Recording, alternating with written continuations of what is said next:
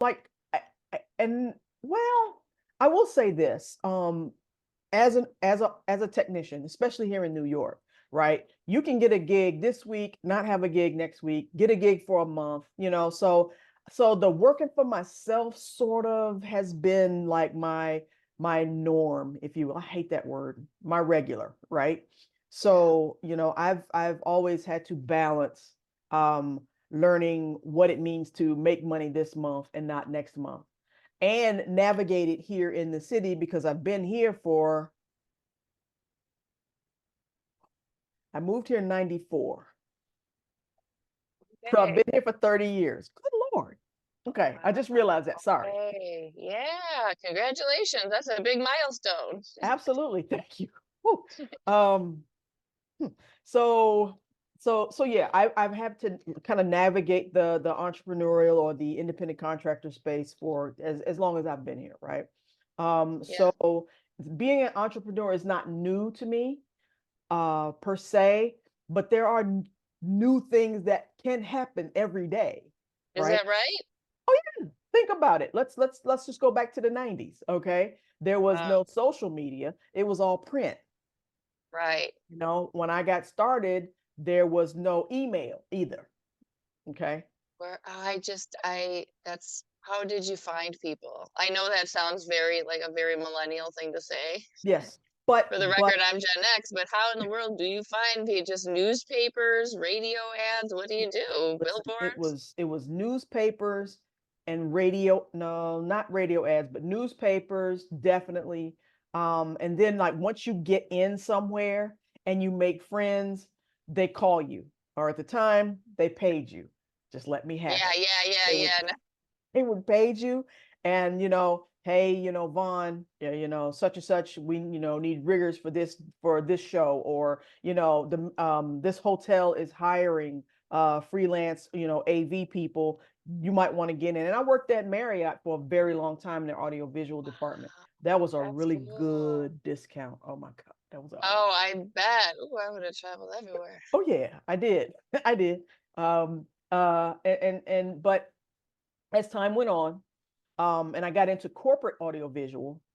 My last job, if you will, was at Merrill Lynch, um, Okay. on in 2007. So, Right. and Merrill Lynch was right at the top of Ground the zero. debacle. Yeah. Well, I was Man. down at ground zero too in 2001 when the thing came. I was working at the Oh, Marriott between the right. towers. So, uh, listen, I've been around. Yeah, yeah, yeah. Oh, you've survived I have every survived some like stuff. event, Oh yeah, like yeah, up close, not absolutely. just like watching on the news. You were No, right not there. just like watching on the news right here. And so when that thing happened in 2007, nobody was working. Oh, Nobody was working because all the banks had shut down. And I won't say that they're the only ones that really have that do corporate AV, but they have a large population that uses AV, and they weren't talking to each other. They were going in rooms and shutting the door. They didn't need any microphones. They didn't talk on the right, telephone. None of that. So right. we weren't working.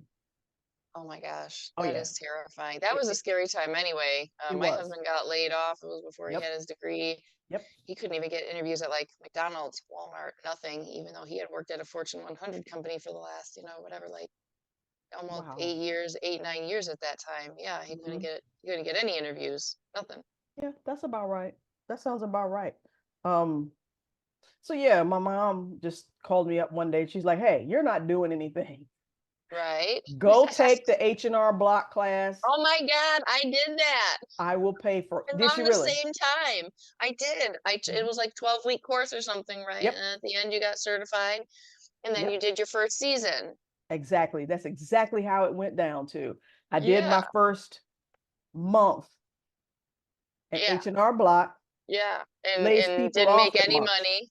Didn't Yeah, make you any didn't make money. a lick of money. I None. remember they would top you up to minimum wage, which was like maybe $7 an hour or something Exactly. at the Yep. time if you Yep. if you didn't make minimum wage. And I never did because people would call and want the person they had last year. Yeah. And the person they had last year got smart and moved on. Yeah. So, yep, I did my February. And in March, they lay us off and they tell you they're going to bring you back in April and they don't call. So there's, so there went that. So Yeah. the person that I was dating at the time was like, well, let me call my tax person and see if they will let you come in the office and work with them. I said, yeah, Okay. sure. Oh, Talked to her, and she brought me on. She's like, yeah, right. I Well, know that because you independent tax people, they could use some help, and you already got trained somewhere. Like she didn't have to do exactly. all that. Like, wow, yeah. Right. But that was her thing. She's like, okay, so you got trained at Block, their training is second to none. You can't beat it anywhere. She's right. Still to this day, you cannot beat that training anywhere, Telling you, right? I'm telling you. So, so she, came right in, sat down, she showed me her system, and I started doing data entry. Okay, yeah, that's what it was back then, right? Like, and there's so much of that in that industry. Mhm. You don't have to use your brain when you're first starting out. You got to know a little bit, but there's so much. Just like, do you know which box to type this in? Right. All right, good, go. Yep. And pretty much that's all it was. But I got a good education with her. I stayed with her for maybe 6 or 7 years. And then Hey, I went out on my own. And so now here I am. So but I got a good lesson, the characters here in New York. yeah, I bet. Oh, I bet it's a trip. It's a trip. It's a trip. It's everybody from, the lowest income to, 7-figure earners. So, You or see 7-figure people. everybody. Everybody. I've seen everybody in between. And again, I'm grateful for being there with her. I got a great Yeah, lesson. I yeah. will, I will, I will honestly say, actually, I will hold that thought. I'll hold that thought for when you ask me. But Okay. again, I'm grateful for the experience. And that's kind of how I've ended up here. Started my own, practice, got into, it's beyond preparation now. We do a little Okay. bookkeeping. We do strategies, especially for entrepreneurs. Entrepreneurs are our target. Okay. And Okay. yeah, and if I have my druthers, entrepreneurs is it for me all day, Is all that day. right? Oh yeah, Okay. Yeah, I'm sure that the cases are really interesting, like compared to all anybody different, else. all different. Every one of them is different. Yep.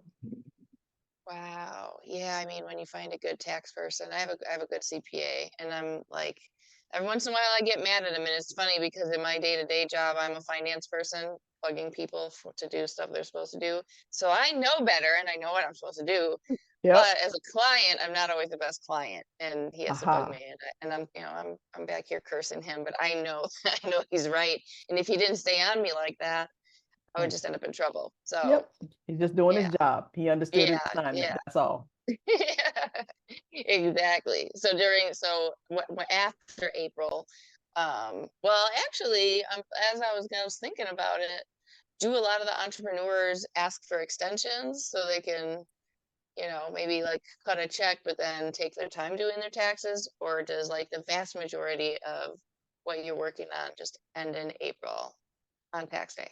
No, we work, I know thankfully the we bookkeeping work all goes that year. all the time. Yep. Yeah, yeah. And I would say that probably 85-90% of my clients do their taxes on time.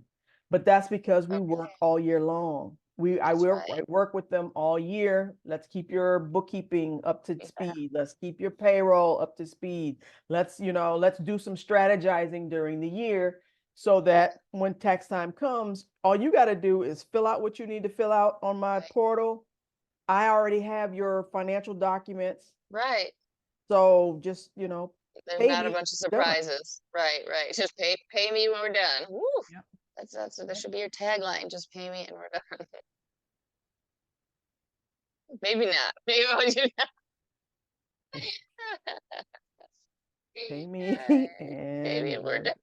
done. Well, Got isn't there a saying like you don't there's really nothing that you have to do in life except for pay taxes and die it or and something die. like that? Yeah. I think it was Einstein. There are two certainties in life, death Oh and yeah. tax. Yep. Exactly. Yeah, I was paraphrasing. That was the Tasha version, but It works. so so in the spirit of our series, Lessons Learned, Yep. you have been in business for yourself for a really long time. So Mhm. I'm sure you're going to have some really good ones, but would you talk to us about, some of the important lessons that you learned and what would you do to avoid it knowing what you know today? Well, first and foremost, if you're going to have people, if you're providing a service where there are people involved, and for me, I had contractors helping me haul equipment, or Right. even if you're a photographer, there's Yeah. people involved, and Yeah. even if it's just you. Now, if Right. you're sitting in a room by yourself in the corner in the dark and you're providing a service remotely, Yeah. not necessarily. But if there's people involved, having insurance will save time, money, issues, problems, right? And so I wouldn't be who I am in the world either if I let my clients get away with not having it. Right. You know, general liability, a basic plan anywhere, $20, $25 a month. Yeah. We buy coffee. Right. You can get some general liability. That's right. It's an absolute must. And I have everybody I have not-for-profits. I'm gonna get general liability insurance. Absolutely. You know, Yeah, it'd be insane not to go without it. Do you have any stories that underline the point? Something tells me you might. oh yeah, I do. Again, having people work with me, you Mhm. know, kid dropped something on his foot. He dropped a speaker on his foot. All those tiny little bones. All those tiny little bones. And so, it was either pay for, his doctor's bills A or pocket. yeah, out of pocket. Or, go him dragging me through the legal Yeah. system. Oh my gosh, yeah, which would be a lot more expensive at the end of the Way day. more expensive. So, Yeah. I just took it upon myself to take care of him, made sure that he Mhm. got back to health. He was cool with everything. He came back to work for me. But the Well, that's very next great. day, and he even said it. He's like, "You don't have insurance?"